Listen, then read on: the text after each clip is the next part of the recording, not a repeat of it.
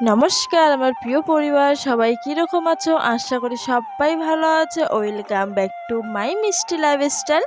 সবাই আজকে বিকেলে আমরা বেরিয়ে পড়েছি আমাদের নননের বাড়ির উদ্দেশ্যে। কেন কি কালকে ফোন করে বলেছিল আমাদের ভাগ্নির নাকি, ছোট ভাগ্নির নাকি জন্মদিন, 1 বছর পূর্ণ হতে চলেছে। তাই সবাই মিলে গুটি গুটি পায়ে রওনা দিয়েছি আমার নননের বাড়িতে।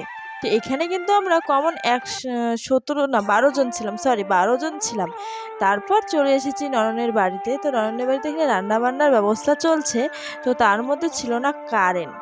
তো এদিকে দেখো সবাই মিলে আমরা গোল করে দাঁড়িয়ে পড়েছি আমাদের ছোট মার কেক কাটবে বলে, তাই দেখার জন্য।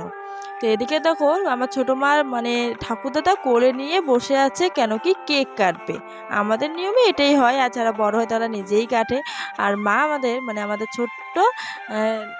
ছোট্ট নাতাশা মা বারবার টুপিটা দিচ্ছে ফেলে, মানে ও মাথায় দিতেই যাচ্ছে না।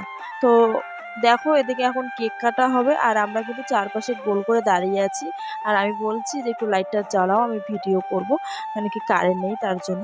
তো এদিকে ফাইনালি আমাদের কেক কাটা কমপ্লিট।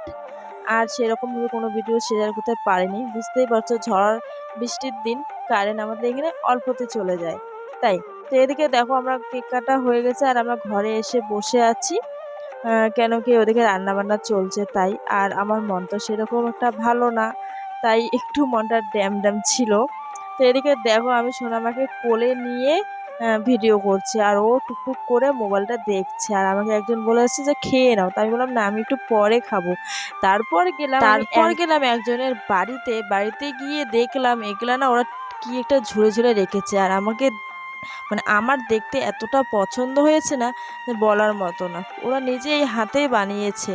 তো চলো বন্ধুরা, এই ছোট ভিডিওটা কীরকম লাগলো অবশ্যই কিন্তু কমেন্টে জানাতে একদমই ভুলবে না।